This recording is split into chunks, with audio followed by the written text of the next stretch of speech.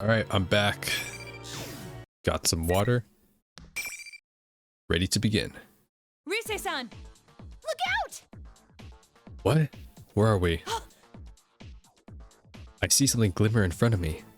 Acting purely on instinct, I duck instantly. A low whizzing sound passes above my head. What was that? Did someone get thrown my way? Naoto-kun! Rise turns towards me. I look at her from across the room. She's crouched down next to something on the ground. On closer inspection, the red and white lump she's near is Teddy. I see General Teddy in the back of the room, so the one with Rise has to be the real one. The girl is standing between Teddy and the General. I've never seen her before, but looking at her mechanical body, I can tell who she is. That's Labris. What should we do? That girl wasn't normal. She wasn't even human.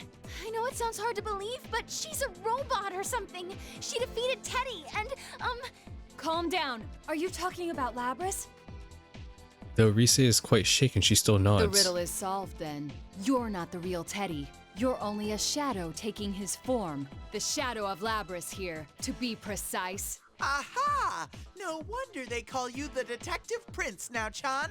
You cracked the case. They call me that too. But I also played the story 12 times. But even if you figured it out, there's still nothing you can do. I carefully watched General Teddy as he scoffs. Whatever it was he threw at me, I was too busy dodging it to see it clearly, but it must be dangerous. I'm sure he won't hurt his owner until he hears a certain phrase from her, but he has no reason to be gentle with the rest of us. I put my gun at him, ready for any moment of his attacks. However, the next attack comes from a direction I had not been expecting. What? There's a droning sound. It's coming from a giant axe flying at me. The axe is bigger than I am, spinning through the air towards me. Like a boomerang, it curves back and returns to her hands of its wielder. There are thrusters behind the blade, allowing the axe to fly as it spins. It wasn't General Teddy attacking me. It was Labris. Not the shadow, but the real one. What's going on? What? Wait, did she attack me the first time too? That would explain why Rise is so shaken up. With the shadow right in front of her, why is she going after me? It's not true. I'm human. This is all just a bad dream. I gotta destroy everything. I'm human. I can't find any meaning in what she's saying. I want to convince her to stop, but I can't come up with the right words to do so. Labris takes a fighting stance without wasting a moment. Looks like the only way to bring Labris back to normal is to fight her. Rise-san, please stay back. Naoto-kun?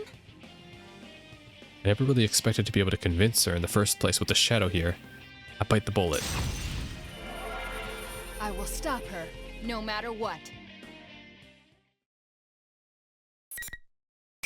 So Naoto's gotta beat up regular Labris, then Shadow Labris, then Shadow Labris again, then Shadow Labris for a third time maybe.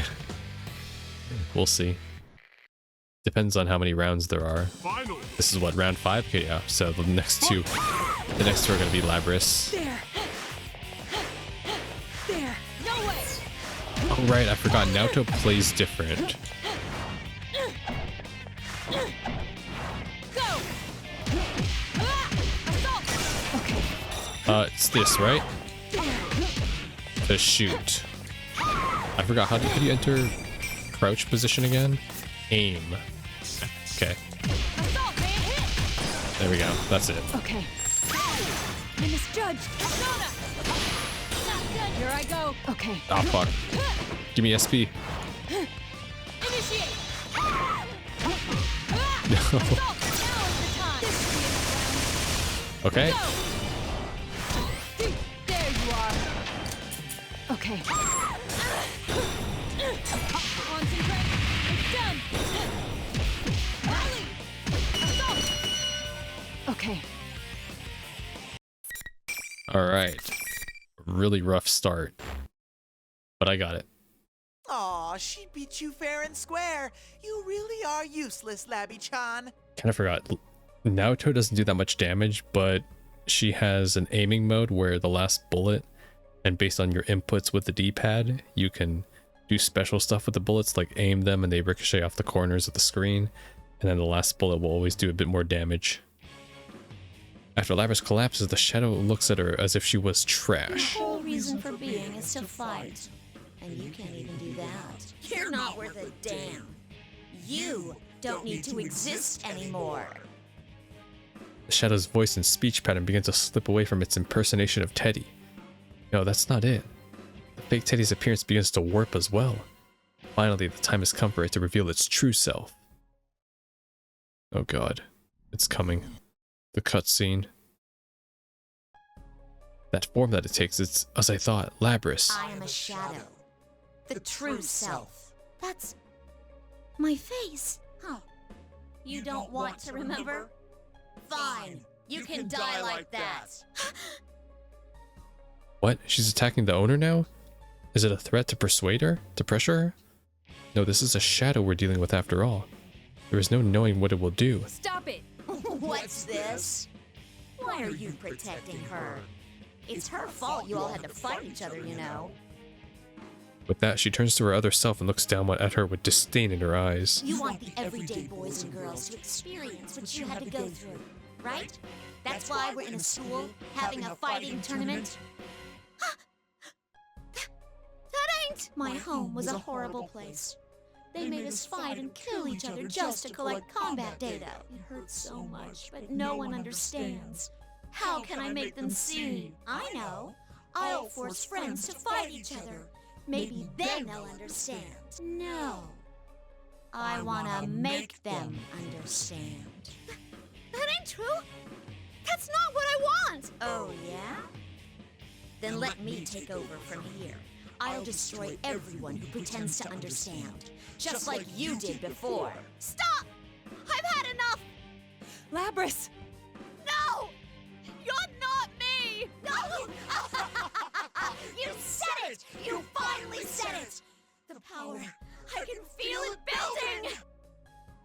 A sinister aura surges from the shadow. Even the surroundings begin to warp with its energy.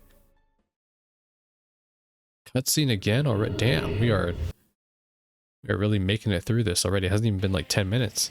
In an instant, the area becomes dominated by a piercing red light. The view from beyond the window has changed completely. I hear Rise gasp behind me. I don't know what this place is modeled after, but I get the sense that someone carved open a living creature's stomach. This is the reflection of Labris's heart, the suffering she carries. The shadow's golden eyes stand out even more in the dusk redness, focusing on me. I change my mindset. There's only one thing to do here, just as my friends did for me. Rise-san, you watch Labris and Teddy. I got him. Good luck, Naoto-kun. Yes, I'll save her. Oh god. Save myself. I don't remember. How do I play you, Naoto? One of the few characters that I still remember how to play is Akihiko, because his combos were quite simple. Alright, let's... Okay.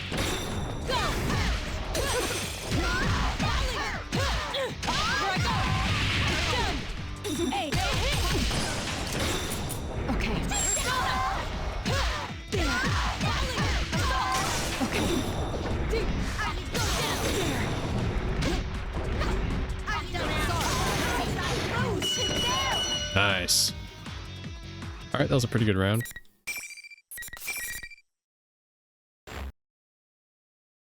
Thank God for the hold abilities, because I don't like relying on the harder inputs. Giant creature behind the shadow. I had begun to think of it as part of the shadow itself. Vanishes with a loud roar. Managed to defeat her. Shows no further signs of resistance. Cautiously, I turn around and walk to Labris, who is sitting on the floor, being held up by Rise. It seems Teddy also regained consciousness. He had broken into a sweat, flustering as he stands next to Rise. Are you alright? Labris has a melancholy look on her face as she hangs her head. She's so human-like. The sheer authenticity of the expression makes the thought appear on my mind. I didn't have the chance to introduce myself. I'm Naoto Shirogane. You're Labris. Is that correct? She raises her head, but neither confirms nor denies it. She just quietly stares at her double across the room. A machine given the ability to summon a persona. Persona ability was the primary objective in her creation. The fact that she was also developed a heart came as a byproduct. How much suffering did she have to go through, having been treated like an object for so long? Isn't it it isn't easy to imagine. I can't claim to understand your pain. It was only today that I learned you existed, to say nothing of the weapons program from which you sprung. But there is one thing I do understand. I need one look Labrys in the eye. Look carefully at me. Do I seem like a man or a woman to you? What do you mean? You and I are alike. There is such a gulf between what we yearn to be and what we are that we have trouble accepting our true nature. Our true nature? Just as I cannot break the glass ceiling of my profession, you cannot become human. That is the painful truth. But if we were able to change, would that truly bring us happiness? I feel there is something only you or I can offer, because of who we really are. There's something a machine like me can offer? Even if there is something like that, there's no place I belong. That's not true. I'm not human either, but I work at Juness. I'm a shadow. We have shadow rights. The part-time ladies give me sweets sometimes and everything. The heart is always lacking something. It may be that you and I will be troubled by this same thing for the rest of our lives. But please don't forget that you're not alone anymore. I'm not alone. I nod strongly to Labrys as she looks up at me. I repeat it for emphasis. Don't worry. You're not alone. That's right. I'll stick to you like glue. And it won't be just us. I'm sure you'll make lots of friends with everyone in town. Really? A machine? Like me? We nod. Labrys stands up and approaches her shadow. They said it's okay to be me. Doesn't that make you happy too? She takes the shadow's hand as it droops its head listlessly. I'm so sorry I locked you up inside me for all that time. But we'll be okay now. I'm not alone. And you're not either, right? Hug scene? Stop, get out of here. Labrys, there are some people from the Kirijo group here looking for you. I wonder if they'll stick me back in that box again. Of course they will. After all, I caused a lot of trouble. What else are they gonna do? I can't say anything about that for certain, but you should talk with them. It's your right to be where you belong. Yeah, you're right. At that moment, I hear several footsteps approaching from outside. I stand and take a fighting pose for an instant, but relax when I hear familiar voices. I ease up and smile. Is everyone all right? Whoa, Senpai! You're back from the city already? Never mind him, Kanji-kun. What about you? What have you been doing all this time? The shadow host was defeated. The invisible walls must have disappeared. This place is familiar to all of us. With the walls gone, finding each other is a piece of cake. Yo, Naoto! Guess you made the big meetup after all, huh? I swear, we're tied together by fate or something. Actually, is that the real you, Teddy? You're so blind sometimes, Yosuke. Rise-chan, I'm so glad you're safe. Senpai, you're all here. Kirijo-san's group comes in behind Senpai and the others. The room instantly falls silent. Perhaps some of the others have encountered them during a match before I did, but in general, everyone was shocked to see them. Kirijo weaves between all of us and walks directly towards Labrys. You must be Labrys. No, we're not meeting up at the studio this time. It's all of us here. All of us hold our breath as Kirijo's dignified I'm voice. Mitsuru Kirijo. You may have heard already, but I came to collect you. Collect? At that, Labrys takes a step back. I put my hands on her shoulder to comfort her. She looks at me and I nod. Human, robot, anyone? Doesn't change anything. No matter who you are, there are things that you have to carry out through your own actions, using your own words. I don't want to go back in that box. Or to that lab. As Labrys managed to say it, a voice speaks up from behind her. Mitsuru-san, I'd like to ask that you consider her request. Labrys's, my sister's abilities, will surely be useful to us. Please, can't we enlist her on a trial basis and see what happens? Sister? Surprised by that unfamiliar appellation, Labrys looks towards the speaker. You're a robot too. It's nice to meet you. I'm Aegis, the 7th generation anti-shadow suppression weapon. I'm your successor, sister. We're sisters? She answered Labrys with a smile. amazing. Her tone, her expression, they're all so human. I'd like to third their request. I'm well aware that I'm in no place to make demands on you, but Kirijo gave a wry smile after a third objection. I'm starting to feel like the bad guy. There's no need to worry. I wasn't thinking of sealing you away again. Really? You've awakened to your persona and gained control over it. True. I don't know for sure that the danger is past, but I don't feel that you need to be sealed off from humanity, particularly since it's obvious that you have a heart. Kirijo-san, Labby-chan doesn't need to be all alone anywhere? Yay! Naoto, sorry to interrupt, but who are these people? They kinda look like a bunch of freaks. Yeah, I mean, one of them's not even human. I guess she's a robot? Huh? Wait a sec. Kirijo? As in the Kirijo group? Wait, what? What's going on here? All my friends begin to look at me, the only one who knows everything. Where should I start? More importantly, how much should I disclose? Either way, it looks like it's going to be a long explanation. First, though, I suggest that we change locations. It's important to share info, but it is imperative that we all get out of here safely. So let's head to the Junes food court. Okay, or the studio, of course. Teddy leads us to the roof. When he opens the door, we find ourselves in a place that looks nothing like the real thing. Everyone besides Teddy starts in surprise. Outside the door is a space that resembles a TV studio.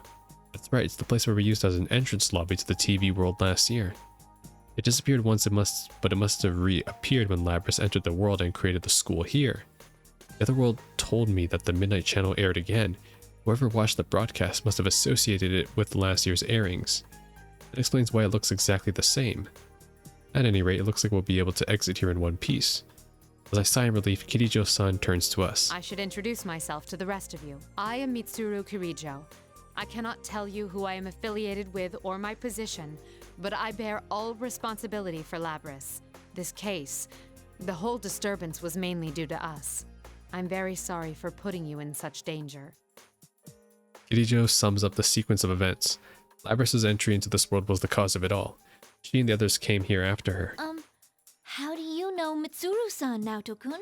that's, well, Shirogane was working with us. Since it was our first time in this world, he helped us safely reach Labrys. So, the job you had was to bring Mitsuru-san and the others here? huh? Well, That was basically it.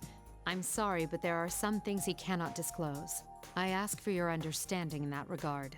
Sure, detective stuff. I getcha. That's pretty cool. Sanada-san and Aigus don't say a word, even after Kirijo-san's explanation. It's not completely a lie, but still. I shrug and sigh softly. And now that she sees I'm not denying any part of her less than vague explanation, I might as well be admitting that my investigation positions me against her. I really am no match for her. Well then, let's all go home. She created an alibi for her. Alright. Alrighty, attention please. The trip doesn't end until we get out of the TV. Dude, you really gave us a scare. And this isn't the first time either. Well, at least it ended well. You know, I understand about Rise-chan and Teddy, but why did Kanji-kun go missing again? Huh? Oh, well, because, You needed a change of pace, no? What? Did I misspeak? You said something like, sometimes a man just wants to be alone inside a TV. As if. Naoto, you bastard! Why'd you have to tell him that? Labrys laughs at our small talk. Looking at her, I begin to feel like this episode wasn't so bad after all. But suddenly, Labrys' smile disappears and her body freezes in an unnatural position. Labrys? She does not answer me. Sanada shouts a warning. Get away from her! Everyone jumps back, confused. Kanji wasn't even sure what was supposed to be backing away from at first. Soon, though, we all stand around her in a ring. Labrys stands at the center, completely motionless. What's going on? I don't know. I can only tell that she's probably being controlled from outside. Controlled, as we all watch her confused and nervous, Labrys' right hand slowly begins to move. It reaches her back to the thrusters, or rather to the axe. Labrys' eyes stare blankly into space, but suddenly glance at me. Shirogane! The warning comes at the same time as the attack. I can feel the wind of the axe passing as I bend backwards to dodge the blow. If she'd gone after anyone else, things might have not been so fortunate. I'm the only one who's actually seen that attack before. Labrys follows up with something different. gulp in spite of myself. That white, elegant silhouette behind Labrys. I'd almost forgotten. Now has the power of a persona. Fighting her won't be as easy as it was before. Labrys, why? Never mind, it can wait. That's right. We got a trio Labrys fight with Naoto.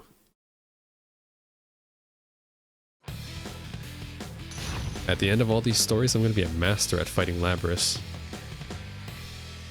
I have to, like, fight her at least twice in every story. Finally. Okay. Let's do... Aim! There you are! Here I go! this, and then this.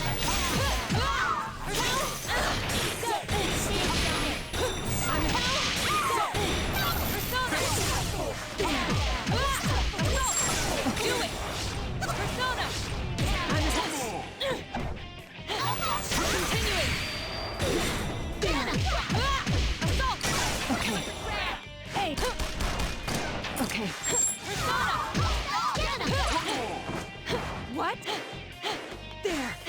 Persona, do it. Please. Assault. Okay.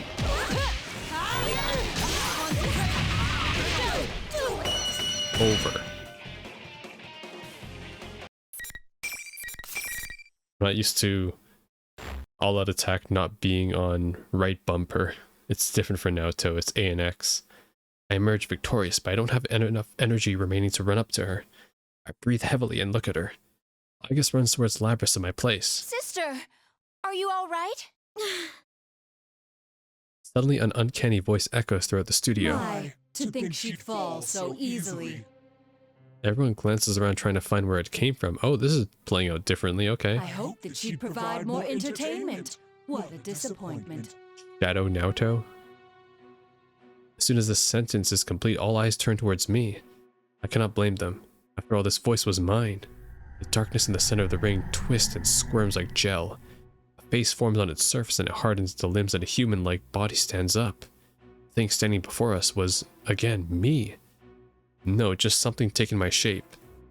Naoto-kun's shadow? Why? I thought you disappeared.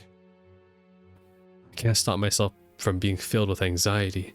I keep my voice calm as I can and ask it a question. Who are you? Once you've gained your persona, you're not supposed to see your shadow again. That's what you thought, isn't it? Did you really think I had gone away? Well, too bad.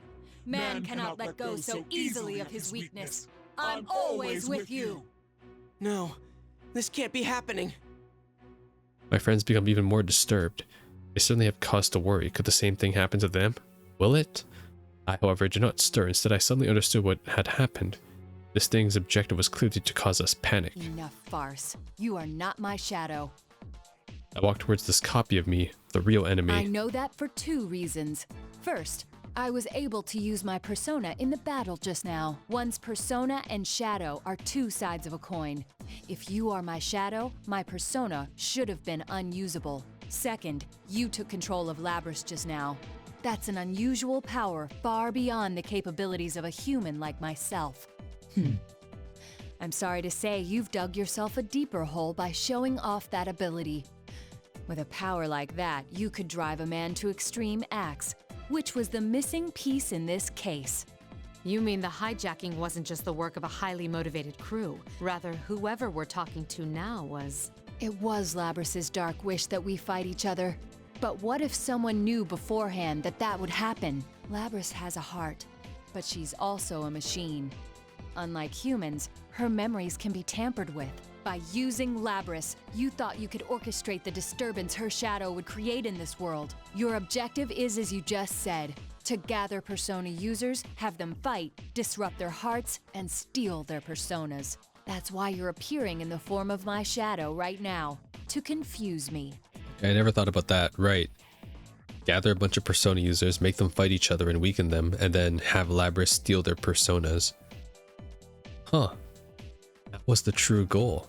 I never thought about that, because then if they're all weak and low, Labrys can then just take them on and become more powerful of a killing machine. You're the real puppet master behind this case.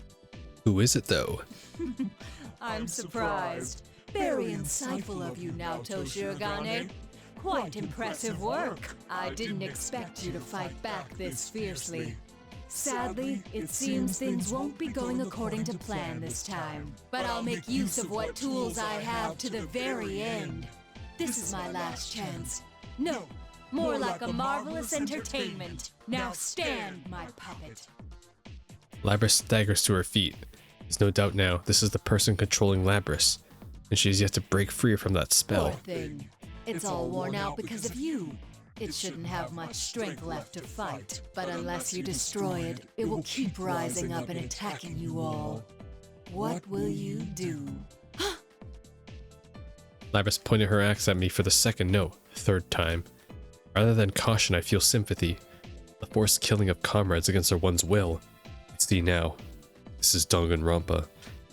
This is the past her shadow had talked about. Shirogane, you need to stand back! Kirijo steps in front of me. Wait, if we all attack her, we may end up destroying Labrys. But She's just under its control. If we can release her, she should stop attacking. I glance over at Rise. Is that possible? All right, I'll give it a try. Perhaps Rise's persona is powerful enough to do it. I think it's worth trying. However, It's no use. What is that thing? It's not a shadow. It's way too strong. I had a feeling things wouldn't be so easy. Out of options, Kirijo signals Aigis with a troubled look on her face. Aigis, prepare for the worst. Aigis opens her eyes in shock, a look of astonishment and not the good kind. She quickly regains her composure and begins readying her weapons. She slowly aims them at Labrys. Realizing what has happened, Rise hastily interjects. Wait, let me try again. But Aigis pays her no heed. Labrys is in her sights. She looks calm, but it hurts to see her expression. That's only natural. She called Labrys her sister. Good. Now suffer. Relinquish your personas. At that very moment, Kirijo suddenly looks up. She closes her eyes. She gathers her strength as if she had tried to establish a line of communication with her own persona. But who is she trying to reach? See. Now! Who's she talking to? Is there someone here besides us? As I stared at Kirijo-san in bewilderment, it happens. Without warning, Labrys freezes in place. The menacing aura that she had been giving off dissipates in an instant. What? Impossible. I don't even know what happened. For the first time, I can hear panic in the enemy's voice. Freed from the power of the enemy, Labrys' body collapses to the ground. Aigis' weapons fold back into her body and she runs to Labrys, as if all her pent-up emotions were exploding behind her like a rocket. What the heck was that? I don't know. I was getting desperate too. It seemed like something far away stepped in. Fuuka? This can't be! It's just as we thought. The enemy is taking on your appearance and has no connection to you. Feel free to cut loose. Kirijo's voice is full of confidence. I don't know what she did, but when she speaks so confidently, it's impossible to doubt her. I look at the enemy again, my face, but with a different expression. There's something I want to ask before I fight. What now? Why did you choose me? Of all the persona users here, why did you use my face? Is that all? Of course I chose you. You were the most unstable of the lot. Never quite sure whether to call yourself a man or a woman. Your indecisiveness made you the perfect prey. I clench my fist, but keep my anger in check. After a moment, I nonchalantly tip my hat back on my head. There's actually something I've been curious to know all this time. Last year, when my real shadow went berserk, I was forced to the sidelines. It left me wondering whether I could have overcome that other me on my own. This is the perfect chance to find out. I won't hold back an inch. What? Now we gotta fight Shadow Naoto? Goddamn. So we fight Labrys. Naoto. Surely I won't struggle against another Naoto with bullets. Finally. Oh, that's a cool outfit. What? Why do they always get the first hit? Okay.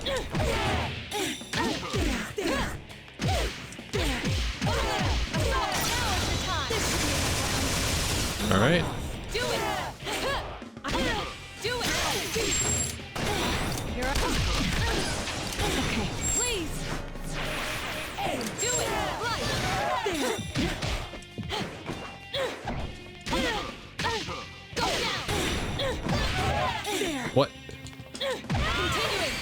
How'd you get out of that? Okay. Damn. I need to use my boost more so I can use one more to get out of bad situations. The enemy staggers and falls to her knees, her face, or rather mine, breathing in agony. You did it! You're so cool now, Chan! I can't believe you could go that nuts on something that looked like you. It may have taken my shape, but it wasn't me. I had no reason to relent. I fully believe what I said, but Kanji-kun doesn't seem satisfied for some reason. Kirijo looks down at the enemy. You'll be coming with us. There are some things we still want to ask you. This is fine with me. There were many twists and turns along the way, but I'm not displeased with the results. It was good enough for this time that I confirmed you have the power to meet my expectations. This time, This is only a temporary form. I doubted there'd be any meaning in changing my appearance, but sure enough, it made for a very enjoyable game. I will see you in another guise next time.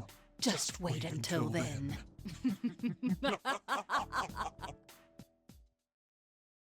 The enemy laughs and begins to fade away, Wait! like that meme. Of course, the enemy simply disappears into thin air. Who was she? What was her objective trying to separate us from our personas? Unfortunately, I was not able to get to that core of the matter. But still, next time, huh? Hell no! Don't you dare come back again! Yeah, what he said! Seriously, that was one sick bastard. Copying Now-chan was going too far! Bad enough that it was in violation of my image rights, taking my form like that! I wonder if this is the start of something bigger. Yeah, I don't think we should let our guard down. Everyone's face clouds with anxiety. No one could have imagined that we would run into something big threat like this. Does the enemy plan to cause another incident like this again?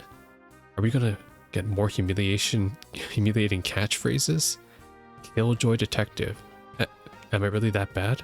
It appears that Kirijo has worries of her own. My analysis didn't make it in time, but that was... It's hard to believe. Then again, The strange look in her eyes, she swallows her fears and comes to us as we discuss who the mastermind could be. in any case, you don't have to worry about it. It's our responsibility from here on out. But it was obviously targeting us. We can't shrug and go on our way after that. He's correct. Given that it's taken an interest in us, we must arm ourselves against it. Of course, you should be aware that the enemy is out there, but there is no need to abandon your lives to pursue it. We will do our best to ensure that no harm comes to you. That is, after all, our duty. I can sense that she is completely sincere. We all trade glances, but we eventually concede with our leader's opinion. We'll all agree to Kirijo-san's offer. There are some lingering effects, but we have little choice right now. Seeing that everything is secured, or settled, Teddy butts in and strikes a strange pose. We turn to look at him, and with a grin of pride, he kicks on the floor with his heel. That is his usual little dance when summoning the exit TV to get us out of the TV world. Kirijo-san's group is obviously surprised, and they look pointedly at the TV. What are you doing with this ancient TV? Hang on, where'd you even get this? It's a Teddy Vision! You can get out from here! This TV is our escape route? Can we really fit inside? Ooh, are you a little too front-loaded to fit? In that case, I wouldn't mind helping you squeeze through! Smooth, Teddy. Very smooth. You're even worse than before, you know that? We all pass through Teddy's TV and make it back to the real world. Of course, Kirijo-san is a bit flustered to find herself in the middle of a department store. Labris looks slightly lonely, but she follows Kirijo-san by her own free will. There shouldn't be anything to worry about. Remembering Aiga-san's gentle smile, I know that they'll make sure Labris is alright. And so the incident came to a close. The next day, May 4th. Kirijo-san has stayed the night pursuing a follow-up investigation and is going back to the city today. We learned that from none other than Labris, who had called us all wanting to say goodbye in person. And of course, we were obligated to see them off. At an intersection just outside the shopping district, we gathered by the oh-so-familiar limousine to exchange parting words with Labris. I'm really sorry for causing you guys so much trouble. What are you saying? I had a blast meeting you, Labby-chan! Likewise, but I can't believe you didn't notice at all that Kirijo-san was searching high and low for you. You're so thick. That is mysterious. I wouldn't hesitate to answer the call of such a beautiful woman. It must have been because I was having so much fun talking with Labby-chan. She never gives it a rest. So, what are you gonna do now, Labris? If you need help, we don't mind sheltering you. Yukiko's house is a great hideout. Thanks. But I'm planning on working with Mitsuru-san. Ain't nobody say that Yukiko's Amagi Inn is the best hideout. Okay, we never went to her place to hang out, ever. Actually, one time we did, but yeah. We're gonna catch the scumbag who tried to use you guys. This time, it'll be me that's got your backs. Sounds promising. It sounds as though you found a place where you belong then. Sure enough. Come back anytime to hang out, okay? We'll be here for you. Okay. Thanks, you guys. Labris's expression is radiant. I turn around to see Kirijo and the others watching from inside the car with gentle smiles. I leave the circle gathered around Labris and approach Kirijo-san. There's something that I have to confide in her after all this time. I confess, I had known about the existence of the shadow operatives from the start. As I thought. Well, considering what we've both been through, there's no need to keep it hidden from you anymore. Why are you taking the lead even if it risks your life? A woman in your position needn't. A great many people were hurt because of mistakes the Kirijo group made in the past. I won't let it happen again. To leave behind nothing that could jeopardize the future. That's my mission. More than that, it's a vow I made. I feel like she's speaking to someone else. Someone who's not here to hear her. Oh damn, it's the pro tag. It's me. She then nods to me. The sincerity in her eyes and all the confirmation I need. In my line of business, you rarely come across people who actually speak what they mean. People I would call noble. She is one of the few. Her eyes show trust in me, and that makes me proud to know her. You've been a real help. About the next step, though, I doubt you'll back down that easily. Who knows? It's not my decision to make. I give a casual reply, and Kirijo shakes her head with a smile. I understand that nothing I say can dissuade you, but I want you to be cautious. Her expression turns serious. This is likely to be a personal warning about the investigation I've been conducting on her. Of course, there are those within the Kirijo group who don't think as I do. There are no doubt a lot of dark secrets to be unearthed. The current Kirijo group has drifted away from the family businesses. I am only the founding family's daughter, not the strongest position. What an odd warning. It's as if you're showing compassion to your enemy. Well, I too personally hope you find success. You be careful too, Kirijo-san. Just call me Mitsuru. Of course, Mitsuru-san. Well, until next time. The car soon departs in the direction of the highway. I like the relation, it's pretty cool. Pretty nice that they get along. We watch as Labris waves from the window, believing that one day we'll meet again. After seeing them off, we head to the food court at Junes. It's been a bit delayed, but it's time for you Senpai's welcome back party. These last few days have been full of trouble, but I can't help but feel that the sort of fate has brought us together in the end. Soon the topic at hand changes to what you Senpai had said. We should reform the investigation team. Just as Mitsuru-san had predicted, it was the only natural reaction to what we had been through. Not a single one of us object to the idea, and we all talk about our plans to continue. By the time we split up and I arrived home, it was close to midnight. I sat at my desk and turned on my computer so that I may compile my report on the investigation. What follows are my impressions of the organization called the Shadow Operatives, as well as their leader, Mitsuru Kirijo. As a member of the Kirijo Group's founding family, Mitsuru Kirijo strongly wishes for the corporation's stigma to be cleared. Yet the Shadow Operatives are not ultimately a means for her to clear this stigma. Her first priority is to protect and save those who are at risk. The way she handled the lost cargo in this case made that much clear. Though discarding it would have been more advantageous and it would have been simple to destroy in secret, she chose not to do so. She sees the restoration of the family honor as a byproduct of her true mission. I will continue my secret investigation. It is apparent that the Kirijo group still harbors many dark secrets. Yet I must note that no matter how their internal affairs are worth watching, we need not trouble ourselves overseeing shadow operatives. Mitsuru Kirijo does not shrink from the responsibilities she bears. We will never gain leverage over her based on her family's sins. Even if the true culprit behind this matter has ties to the Kirijo group, she will...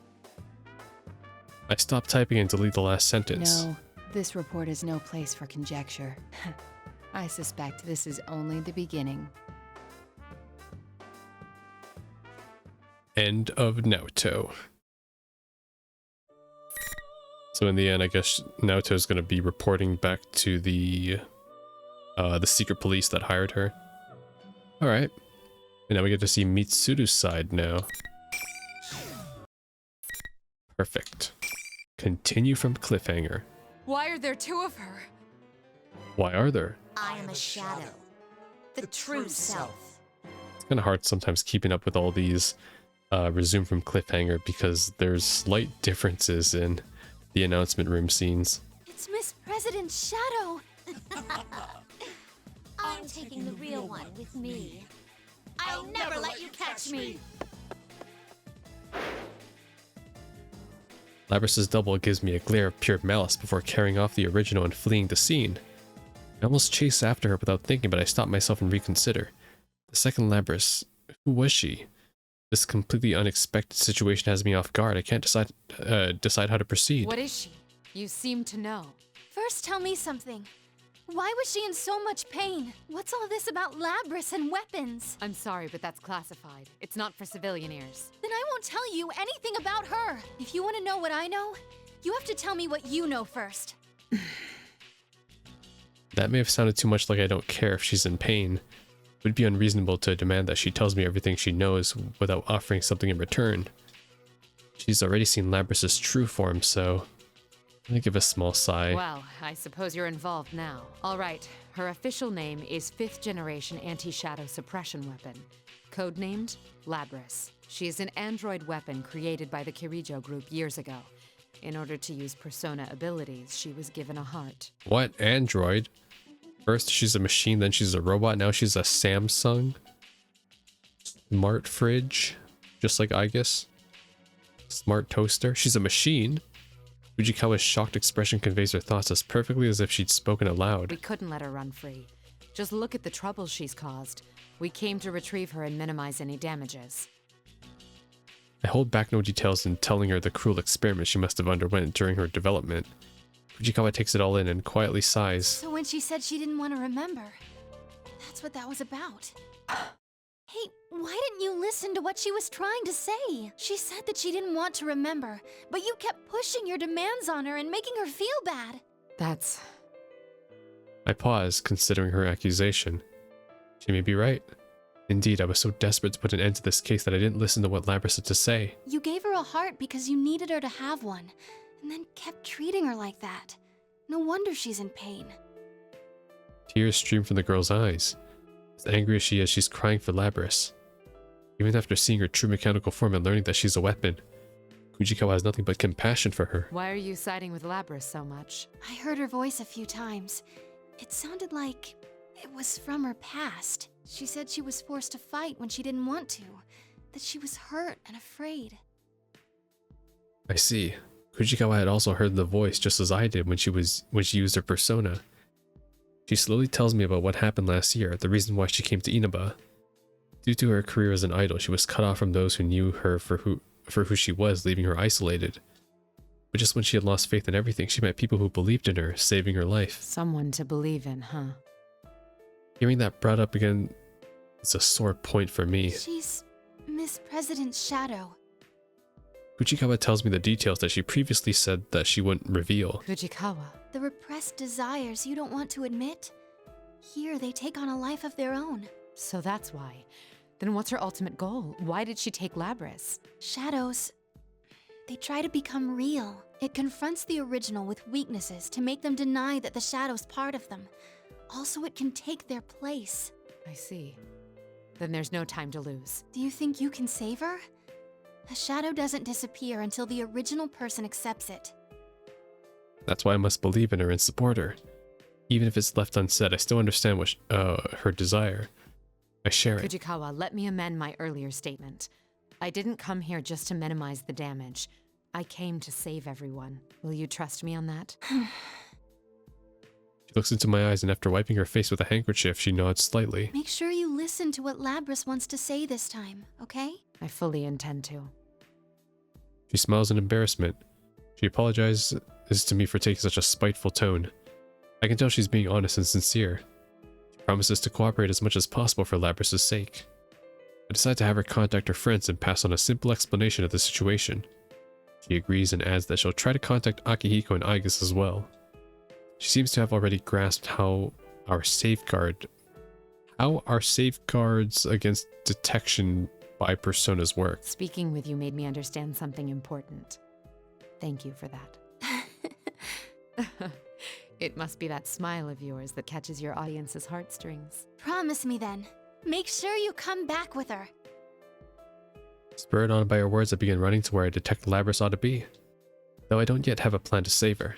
If I find her again and listen this time, will that truly be enough to save Labrys? Find out in the next scene. By the time Mitsuru leaves the room, she'd be like out in the courtyard by then. The invisible walls are still here, leading me to the music room. According to the guide map, I should have been further away, but just as with the announcement room, the layout of this version of this school is off. We're back in the Beethoven. Oh shit, it's you. Someone else is already inside. He frowns upon seeing me. I recognize his face from the video. If the walls are still here, does that mean the Grand Prix rules are still being enforced? As a test, I hold my hand out to the space where I just entered the room. It seems we're locked in. The rule against proceeding without fighting is still in effect. Are you Kirijo-san by any chance? Rise got in touch with me. I am indeed Mitsuru Kirijo. As I recall, you were the sister no, your name was Narukami. There doesn't seem to be anything scrambling our senses. Do you understand what I'm saying? I don't sense any noise, but I can't hurt to ask. He nods, showing that he understands the question. Rise told me you were out to save Miss President. Labrys, her name was? That's right. But I must act swiftly. There's no noise here because our enemy thinks we'll be hesitant to fight in our right minds. Would you mind conceding? I don't want to drag you into this any further.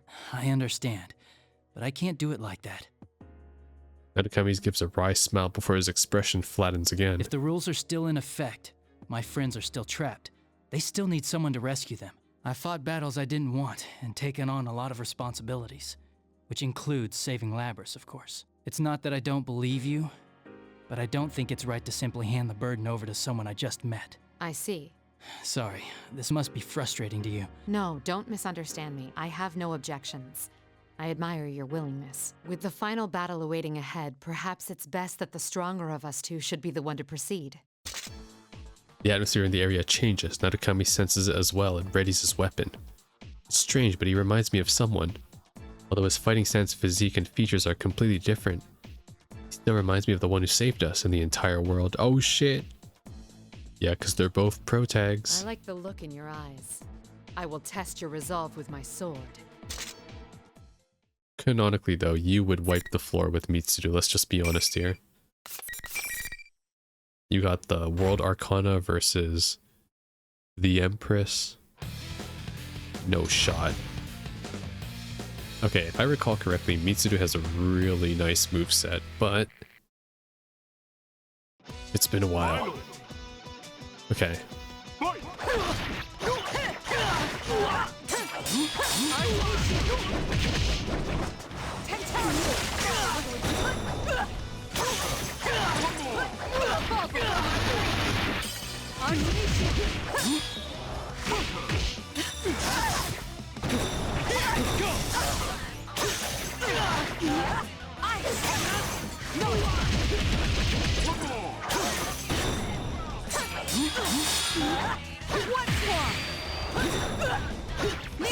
Guys.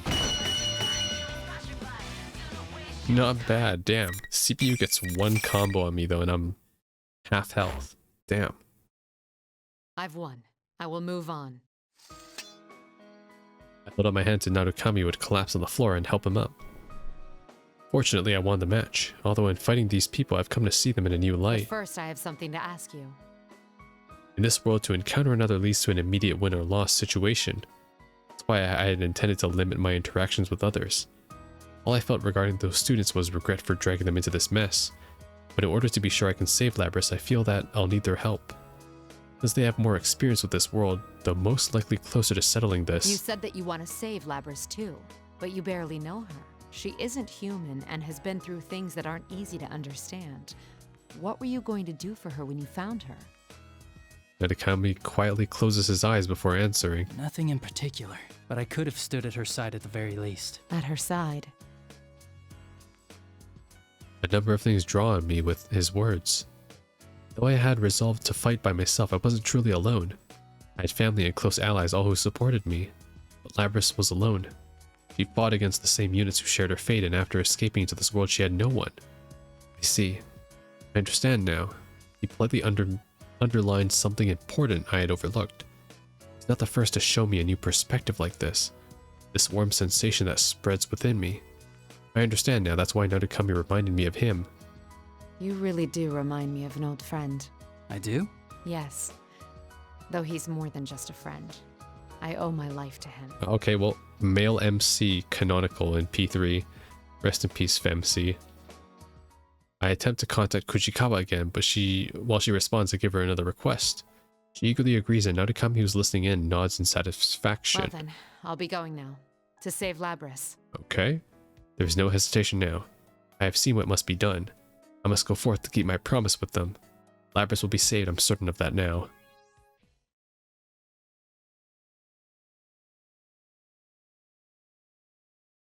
Who's next? In order to pursue the escaped shadow, I stop briefly and attempt to locate it with my persona. It's on the move, but it's headed to the... Kujikawa, can you hear me?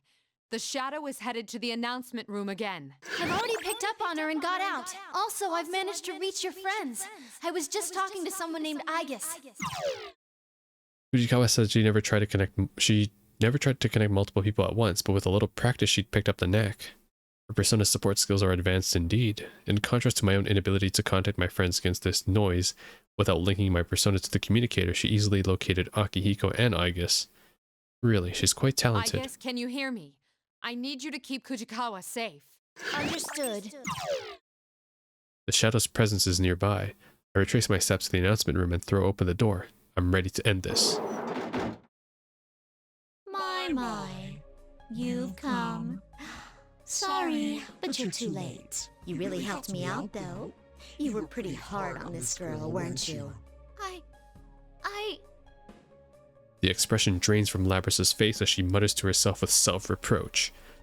The shadow must be hammering at Labrys' psyche in order to have Labrys deny herself. Look me.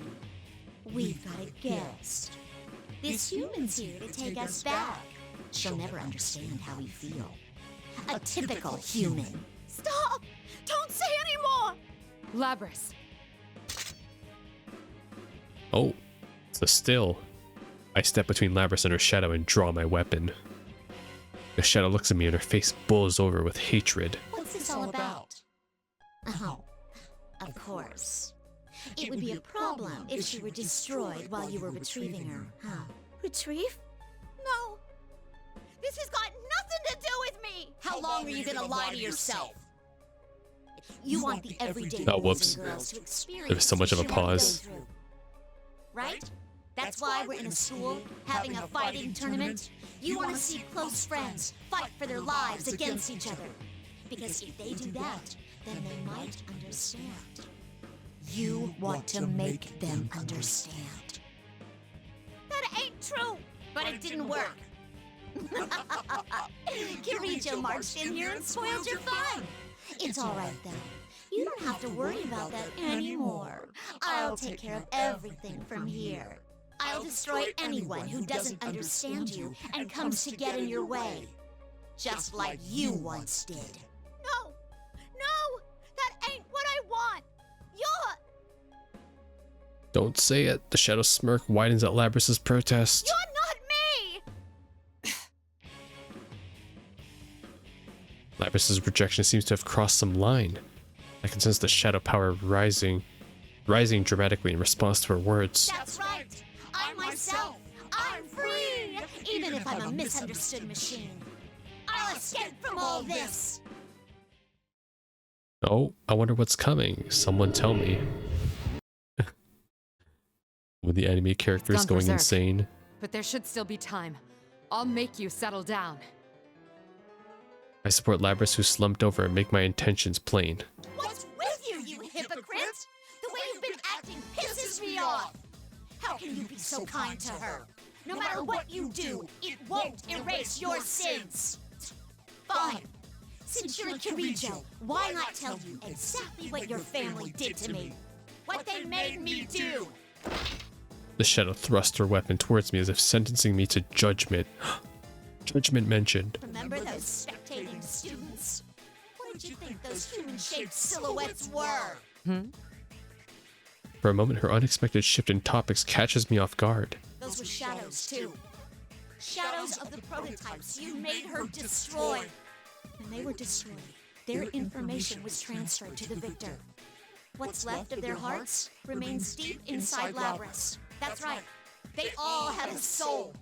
But because they never fully developed, their shadows helped her play school after they separated from her. Do you see? Those spectators you saw everywhere were her sisters she had to kill at the Kirijo group's orders. I am at a loss for words. I can only stand there speechless. I haven't forgotten. I'll never let their memories or their pain go. I won't forgive anyone who tries to take my freedom. Her anger, it's justified. It's natural for her to hold a grudge after what we did to them. I acknowledge your anger and grief.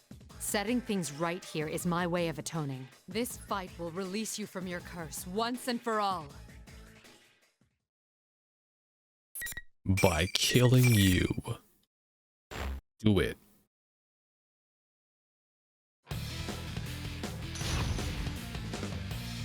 I mean, Shadow Labris is kind of making a sound argument this time. Mitsuru doesn't really have too much of a counter to this.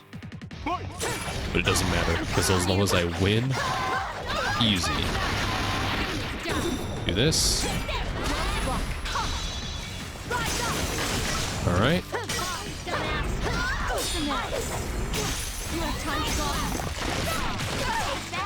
Oh damn.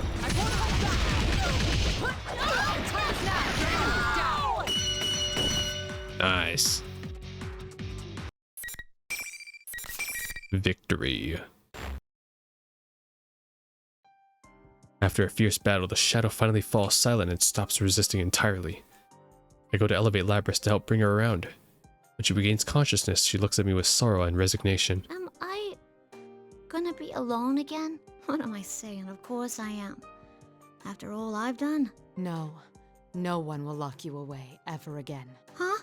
I thought I had a firm grasp on things, but in the end, all I did was drive you into a corner. I'm sorry. Why is a Kirijo apologizing to a machine? I mean, I hurt people. Dragged them into my own mess. I'm just like I was before. There ain't no reason to forgive me. That is solely your opinion. Huh? Kujikawa, can you hear me? Loud and clear. Is that Rise-san? That's right. You've met her too, and... It seems Kuchikawa accomplished what I asked of her earlier. I wanted her to use her persona ability to connect the voices of her friends directly to Labris. Some of them I've met, while some I don't know at all. In truth, some of them may find it hard to forgive Labris for dragging them into this, even after learning of her circumstances. But I believe in them. To tell the truth, I only saw you for a second, so I ain't really sure what's going on. Me when I get called into a Discord group call? Yeah, what's going on? But it seemed like you went through a lot. Anyway, hope things start looking up. Kanji really got called up to say, don't really understand what's going on, but happy for you or sorry for your loss. That's way too simple. Can't you think of anything better to say? Hey, it ain't simple at all. I know damn well how tough it is to see a shadow come out of yourself. Yeah, we've all been through the same thing, so we'd suck pretty bad if we didn't forgive you. You caused me a lot of trouble, but it was still kind of fun. Kinda. They know how to accept someone for who they are, regardless of looks. That's why even though Labris is a machine, they will surely welcome her. I'm confident of it. And indeed, they respond to Labris with more warmth than I had thought. What you saw wasn't the whole picture, right? That's just how our hearts are. I concur. None of us can cast stones after you've gone through the hardship of facing your shadow. That aside, I'm just glad you're okay. I was worried about you. I left you alone knowing you couldn't use a persona. Labris, when you come back, we should talk. Senpai's right, and not just us. Sister, can you hear me? I too would like to talk with you. There's something I'd like to tell you. You may know it already, but still. Rest in peace, Akihiko didn't get invited to the voice chat. The voices chiming in are gentle, kind, and warm. I can't help but be touched as well. My words alone could not have been accomplished this. You guys, why? You are a machine, unlike us. That is undeniably true. There will be days to come when you are tormented by solitude and caged by your own weakness. But one thing will be very different. Starting today, you are not alone. Whether she's machine or human has no bearing on her suffering.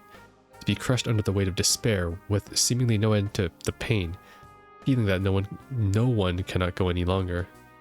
I'm no stranger to those feelings myself. It was always someone else, like my family or teammates, who saved me. When you're alone, it's difficult to see a way out.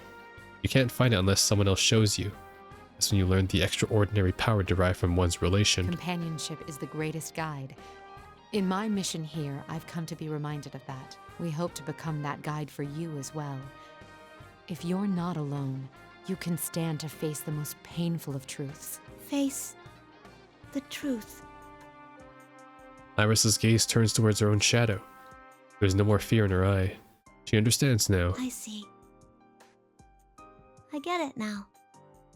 I watch over her as she stands up. No words pass between us, but I am here for her, and that may be enough. Go on, hug the shadow. Do it. Go on. Give it a little hug. Just give it a little bit of a hug. Alright. Oh, wow, we're fast forwarding to here already? Lapras and Kirijo-san! Welcome back, you guys. Together with Lapras, we head towards the rooftop where there is supposedly an exit to the real world. A small crowd welcomes us on our arrival. Some of them I haven't yet met in person. If I recall correctly, the energetic girl with the short hair is Chie Satonaka. The well-built young man must be Kanji Tatsumi. That must be the general, the real Teddy. His speech is no different from the imposter, but in the absence of the evil demeanor, the real one is much more adorable. All the faces I saw in the video are here with a smile on every one. Whoa! You really are a robot! Hey, can I touch you? Chie-san, that's a bit impolite. It's hard enough restraining myself already. You said restrain yourself. Well... I give Lapras an encouraging smile. She needn't be afraid to enter their circle. None of them are rejecting her after all. I'm sorry I caused you guys trouble. Yeah, I want to talk to you about that. That Grand Prix was you, right? Yeah. It wasn't a half bad idea. Fighting to see who's the strongest man was awesome! What? Kanji's right, but you should have invited me, too! Sorry?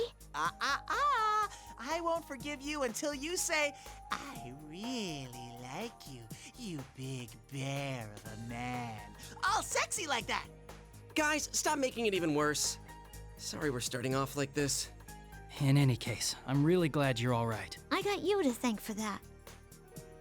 They take very naturally to someone who isn't human. Great job, Mitsuru. But man, talk about a rowdy bunch of students.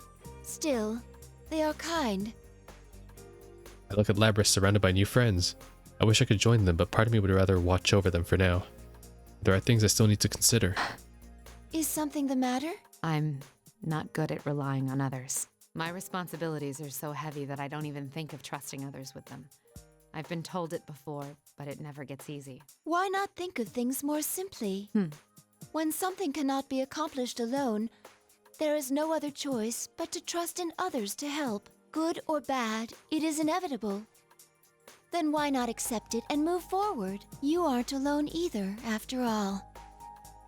I can't keep myself from smiling at the truism I've never would have come up with. You're right. It's not difficult at all when put that way. It's just as I was saying about companionship being a guide. Indeed, I'm thankful for my companions. They see the things I cannot and take me outside myself with new perspectives. I'm sure that the same principle will save Lapras from straying from her path. Although, I think again about the case. Now that Lapras is safe, there's another issue. The mastermind was not Lapras but her shadow. However, her shadow emerged and began to act only after she entered the TV world. It's hard to reconcile that with Lapras taking the initiative to escape.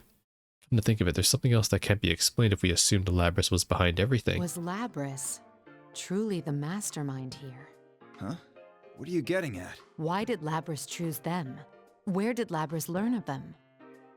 It's the students of Yasogami High that trouble me. I can't see why Labrys would have selected them.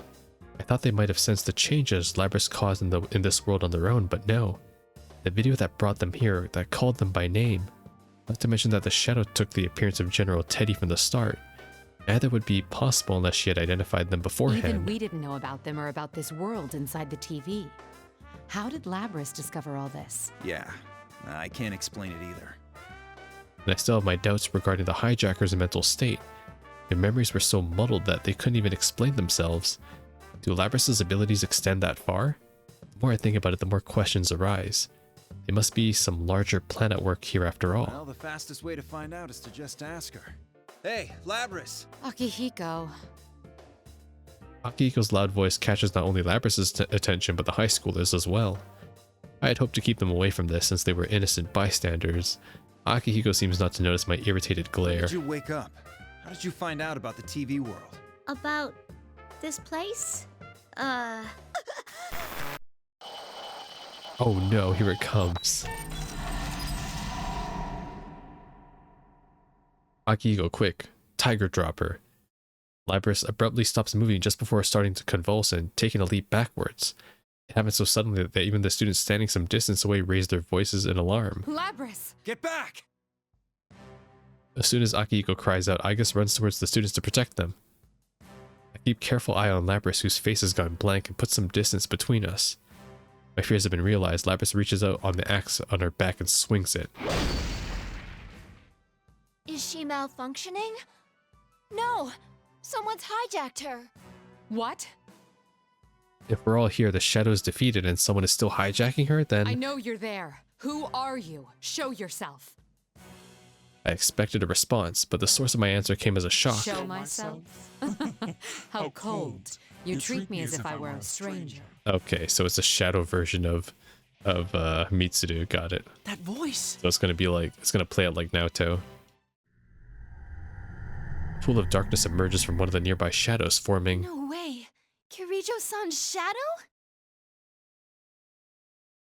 Oh no. It has my appearance, my face. It's me in every way, save for the unnatural gleam in its golden eyes and the mocking expression it makes. Do you not recognize your own face? I am you. Still, my heart is calm.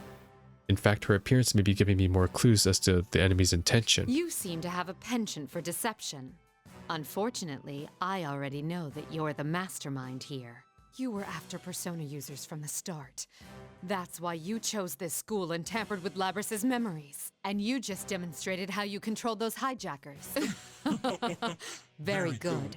No wonder you managed to drive back a god once. Okay. We got plot right here. Persona Yes. Forecast is like, what? I want them even more now. Yeah, me too. Us too. We also drove a god back. You want them? Explain yourself. Personas and shadows are one and the same. If I poison your hearts, I can recruit shadows with unparalleled strength. Right, so that's the goal of whoever's behind this. Wait, what?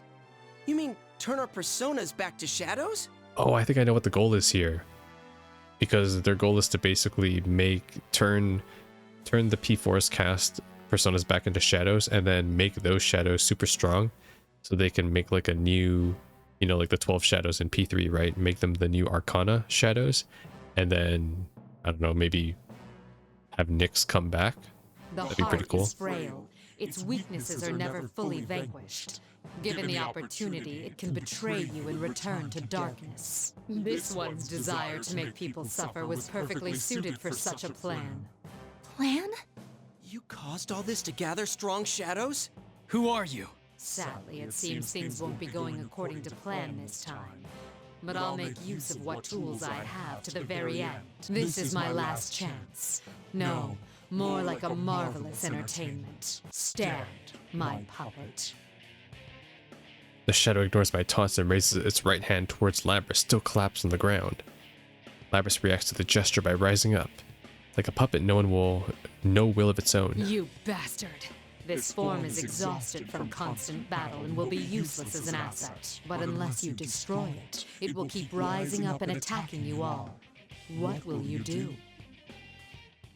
Labras obeys the Shadow's command and leaps forward to attack. It seems the enemy will do anything to rattle us.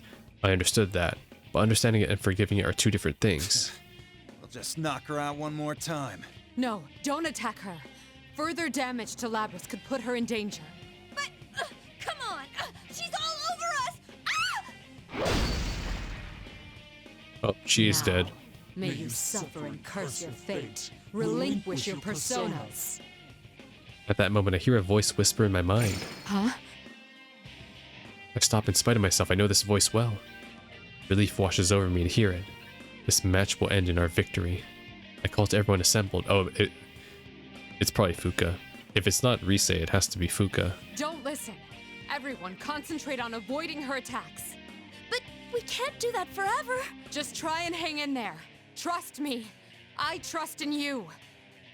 Yu-Gi-Oh's like, but I don't trust in myself. Wait, what? Oh no shit, now my shadow's here too. I realize that this is an impossible demand. Everyone's already exhausted by what's come before. Still, I need to buy time. Surprisingly, the first to nod is neither Akihiko nor Aigis. Everyone, we can take this much. Yosuke, you ready? Hell yeah, partner. Let's let Mitsuru-san do her thing. Hanamura and others recover from the confusion at once when Narukami speaks. Interesting, he seems to be a great leader. Akihiko, Aigis, back them up. You got it. No one will force my sister to hurt others ever again. You had best hurry and decide. Who will be destroyed? This shell or the lot of you? The shadow laughs triumphantly at seeing us driven against a wall. Flaunting one's power, acting like a god, how short-sighted. I sense what I've been waiting for. We've bought enough time. Sad to say, but this show is over. What? Ugh. Ringing sound. Labras comes to a halt and is released from the shadow's control. She must have been forced to exceed her limit, or she falls to the floor as if strings have been cut. We didn't attack her at all, and yet she's unable to as much as to break her fall. A chill goes down my spine, imagining what could have happened if we fought her at our full strength. Looks like you made it in the nick of time. You saved us, Yamagishi. Oh shit, it is. It is Fuuka. Oh shit. Are you all okay? Damn, wait, Fuuka got a new haircut. She's like Hatsune Miku, but even more hair loss. Fuuka-san. Damn, okay, Fuuka cameo. I don't think she's a fighter in this game, unfortunately. So you had a third assistant. That voice. It's not coming from in here. Whoever it is out there. Seriously? She can use hers in reality too? She's 100% more useful than you, Rise. Useless? Did someone call me? And then Makoto from like P5, who's like still in elementary school, is like, what? Someone say useless? What the fuck? Worlds collide. Right before we entered the TV, I put in a phone call asking her to come right away, and she made it at the perfect moment. Yamagishi initially had a bit of difficulty dealing with a world so alien to her, but she adjusted quickly enough. Though she's far away, I can sense that we're under her protection. It's just as you thought, Mitsuru-senpai. The enemy is only mimicking your appearance. It's a fake. Also, is Fuuka in the goddamn limo in the background? Very impressive to guess correctly from such a long distance away. So these are the limits of a half-broken puppet. Well, no matter. This was only ever for my own enjoyment. You despicable monster! I didn't expect you to fight back this hard. But didn't you have fun? You were all taken in by an illusion. This place, these traps, everything came from your own minds. You dread yourselves most of all. A beautiful plan, wasn't it? Your idea of beauty is rather warped, as is your plan and your assessment of us. But your biggest mistake was that you took my form in the end. I take a step forward. Seeing this, Akihiko and Aigis take a step back. They know me well. They can see the signs of anger boiling within me. Are you angry? All right, I'll play along. The show must go on, right? Don't say another word while wearing that face. I'll teach you just who it is you've made an enemy of! Okay. Shadow Mitsuru. I guess we have to have a shadow beat off in the end. Oh, I can't wait to have a Akihiko mirror match. It's gonna be so stupid. Alright. Oh shit, blonde Mitsuru? That's kind of cool. It ends here.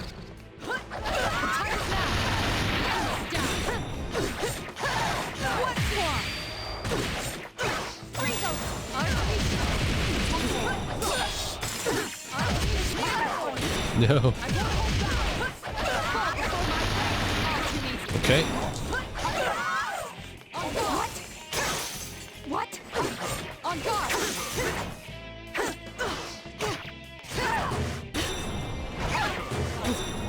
There. Oh damn, I didn't know Mitsuru's Rav was a multi-thrust ability. Okay. Check. Mate. This is fine with me. Good enough for my purposes that I confirmed you have enough power to meet my expectations. The shadow laughs as if defeat didn't matter to it at all. This is only a temporary form. I doubted there'd be any meaning in changing my appearance. But sure enough, it made for a very enjoyable game. All that irritates me is having to feign cooperation with that foolish human until I obtain the one true vessel. Foolish human. I will see you and another guy's next time. Just wait until then. Wait, that's some lore we didn't see before. All that irritates me is having to feign cooperation with that foolish human until I obtain the one true vessel. What? Are they talking about the P3 protag? The real you will face the same consequences soon. Choose your last words carefully. Its laugh echoes throughout the room as the shadow boring my form disappears into thin air. Yamagishi! The reading disappeared. It didn't move, it just vanished. What could this mean? Back to square one again. Another guys, huh? Don't even think about coming around here again! What are we up against? Our enemy seems to be targeting Persona users. It seems that not even they know who the enemy is. Though I didn't expect they would. The enemy had extensive knowledge on Labris, something even I didn't have. There's no denying it, whoever did this is well versed in the Kirijo group's internal workings. Gathering powerful shadows, now we know the enemy's general aim, but what do they plan to do with them?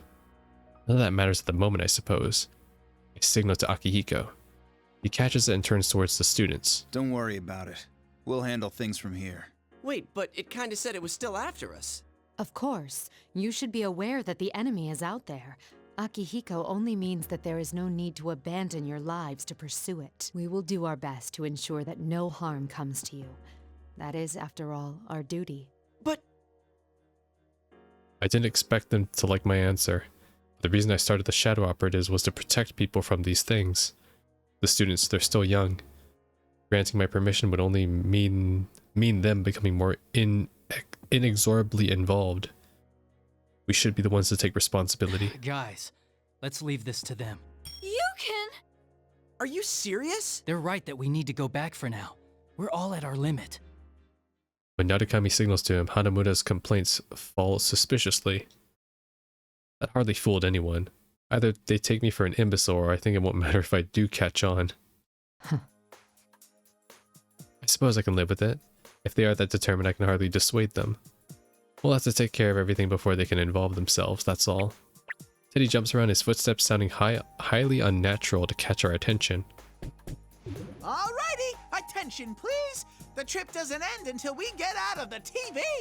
Dude, we were in the middle of a conversation. What are you doing with this ancient TV? Hang on, where'd you even get this? It's a Teddy Vision! You can get out from here! They exchange banter as if the recent problems are already long past. We must fight so that they can continue to be so carefree. Moreover... How's Labris? There wasn't much damage to her motor functions. I don't believe it will take much time to repair her. Still, the stress on her cognitive functions must have been severe. It may take some time for her to awaken. Aigis gaze sadly at Labris's unmoving form in her arms. We must also fight to prevent anyone else from being hurt like these two. This case is over for the time being. It's time to say our farewell to this world. But a newfound resolve to fight is surging within me. Interesting. We got there's a new enemy and a vessel. I don't like that wording though, a vessel. I hope they don't mean the P3 protag, because he could be a vessel. He's with Nyx on the moon after all. Even after we return to the real world, there is no rest for the weary. After action reports on the case, investigating leads on the culprit, there's a mountain of things to do. Here you go, Mitsuru-san. Ah, thank you. After ensuing instructions, I'm ready to take a break, when Aiga serves me a cup of tea with perfect timing. The fresh scent of Darjeeling. I take a moment to savor the mellow aroma of muscat. I've never drank coffee in my entire life, so actually no, it's a cup of tea. Also that, I don't drink tea either, but unless it's at a restaurant and they give it for free. In that case, I drink a lot of it because apparently tea is really good for you. Moving on. That's right, spring is nearly over. I feel like I can barely keep track of the seasons anymore. We will be leaving Inaba tomorrow. Keep that in mind when making preparations. Understood. Rather limited here in this hotel room. Originally, I had intended to return today, but we're all so tired that we had to stay the night. There's also Labrys's condition to consider. Still mulling it all over, I hear a knock at the door. It's me, Fuuka. Oh shit, Come Fuuka's in. here. Wait, Fuuka's in I'm Inaba? sorry I had to summon you on such short notice. Oh no, it's all right. I was on vacation too, after all. How is Labrys? She's still resting. There was a lot of stress on her, so we might have to carry her out. I'm sorry, Fuuka looks like a fucking Miku figure that I have. Oh god. It's just the hair color, it's just too perfect. She does look good though. What's with the double choker though? I see. Yamagishi takes a nearby chair. There's wariness in her eyes. I looked into the records. Labrys was built on a self-contradicting foundation. Self-contradicting? Unlike with Aegis, when Labrys was being developed, no one had the know-how to create a personality from scratch. So, it seems like they took an actual girl's personality and used it as a base. Oh nice, are they actually going to tell us her name? Because we don't really have a name for her. A living girl. So that's why her heart is unexpectedly advanced. Also 24, rest in peace 24. Yamagishi nods. But if she had all of the original girl's memories, a contradiction would occur in her self-awareness. Normally they'd make adjustments to prevent that, but even then, they couldn't guarantee it would be completely safe. That's why Labrys was loaded with a self-deceiving function, in case a conflict arose in her self-awareness. Okay, that's new though, because even the scientists didn't, the researchers never mentioned that either, that they installed that. She was deceiving herself? Then the function that interfered with our perception... Because I remember when the researchers said that she had an accent, right? They brushed it off. They were like, it doesn't matter. It was listed as meant for infiltration, but that was a technicality. Its true purpose was a safety mechanism. She was given a heart presupposing that it would cause conflicts with her self-awareness. I silently begged the heavens for forgiveness of the cruelty and injustice performed upon her. I think that should be okay now. A hesitant voice comes from outside. Labrys! When did you get here? Sorry to sneak up on you, but after I faced my shadow and learned how to use my persona, it's hard to explain. But it felt like my emotions settled down. Actually, that may be what happened. Facing one's shadow could be said to be correcting one's self-awareness. That must be it. Your developers came to the decision that it was an insurmountable problem, yet you overcame it. I approach Labrys and stroke her head. She fidgets, her eyes cast slightly downwards. How do you feel? Does anything seem off? Oh, no. You guys have treated me so well, I feel kind of guilty about it. My body's all fixed up too, so there shouldn't be any problems there. I see. Labrys's expression seems gentle. She appeared to be mentally stable. I doubt there's any danger of her losing control. I guess looks so cute. Oh my god. I wanted to talk to you about where we go from here. Also, I like how Labrys is still wearing the Yasugami uniform. It's like a memento to her now. From here? You mean, about me? Originally, we planned to take you back to the lab on Yakushima, but that was when we still thought of you as a mere object. Is that what you want to happen? What else is there? You could tell us what you yourself want. You do have a heart, just like us. Who knows? Maybe you could even go to school eventually. Me? Go to school? Even Aigis has been to school, and that was when she knew much less about the world than you know now. Thinking back to that time is, it's rather embarrassing. Oh my gosh, yeah, where I guess was like, the purpose of school is still not made sense to me every time you talk to her after school. Like, oh god, I think Labrys is still learning of what it's like to be a student. Maybe I should talk to her sometime. Surprisingly, Labrys falls silent in thought. Live a life no different than anyone else's. That must be exactly what she wants. Should I tell her there's no need to worry about living expenses? No. Best to wait for her decision. She should be the one to decide on her future. After a long silence, Labrys speaks again. School. It sounds great. But I feel like there's something I gotta do first. I mean, yeah, it's been my dream for a long time to go to school, but someone's after those guys. Someone's trying to wreck their lives. I want to catch whoever it is myself. I want to look after those guys. Rather than being with them, she chose to protect them. It's a beautifully selfless decision. Thought for herself and chose her own path. I see no reason to deny her that. The Security Department Shadow Response Unit would be glad to have you. Welcome to the team, Labrys. I extend a hand. If she takes it, she'll be putting an ordinary life on hold for a while. I know she understands that, but she takes it anyway. I get to work with you, sister. I guess That reminds me. I am your younger sister, but I am more experienced than you. This may be somewhat confusing. Though the two sisters are a bit awkward around each other now, a new bond will form there as well. Labrys made her own choice not to live an ordinary life. You could say that she is truly facing herself. She'd be alright, seeing the two of them together made me sure of it. I'll give you a tour of the lab tomorrow. Make sure you're ready to write things down. tomorrow?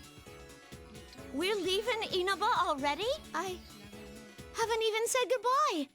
I can't leave without seeing him one more time. Oh, that's good to hear. It means you've made some friends. Friends. I turn to Aigis. Aigis, get in contact with them by whatever means you deem necessary. Understood. How should I contact them? I only know their names. You know, Bluetooth? Yamagishi, your usual method should prove effective once again. Huh? But isn't that invading their privacy? Permission granted. Remember, we have official sanction to operate now. After how they acted when we were parting, we will definitely need their contact info. They won't sit quietly by of that, I'm sure. This matter is still open after all. The mystery remains unsolved and there are still worries nagging at me. But that's not the only legacy of this I'll case. help look him up too. And so, Fuuka decided to contact everyone via persona at the brink of midnight. Labrys breaks into a smile and takes Aigis' side at the computer. The bonds that gave her that smile that will light our unseen path. There's no knowing yet where this case might lead, but the day that we stopped in our tracks too afraid to continue will never come. Is that the end? I think it is. Yeah. What? The last story is Elizabeth? Really? Wait, I actually gotta see that. Holy shit, that's gotta sound interesting. I get to freaking play as Elizabeth? Okay, well, we'll do that after we do Akihiko and Aigis. But what I wanted to say is, you know what would have been cool to make Labrys' story instead? Would be, so in the original P3, right?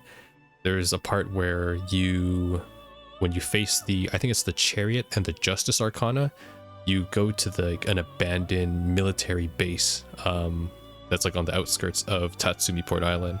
And if you interact with some of the objects, you find that there's like old excerpts of there being like really secret hidden weapons and all that. And it would have been cool if Labrys' story was that she originated from that lab, and that's the specific lab where, you know, she killed all her sisters, and that's where all the test experiments happened. It would have been cool if they kind of used that as a basis for Labrys' past, because it would directly tie into a part of Tatsumi Port Island where Koetsu, Mitsuru's grandfather, carried out the experiments. They didn't, of course, but I feel like that would have made her story a lot more stronger, because like people who played the original game would be like, oh yeah, I know that place, you know, like that's where you fought one of the two of the shadows, right? But anyways, it's just a small detail I kind of realized as we're learning more about Labrys and her stories as we progress through this. But yeah, anyways, in the next episode we will do Akihiko and Aigis, and then I believe we will be able to conclude episode P4A with Elizabeth. I know, I don't know how many episodes it's been now. How many episodes it's been, I'm just talking about this.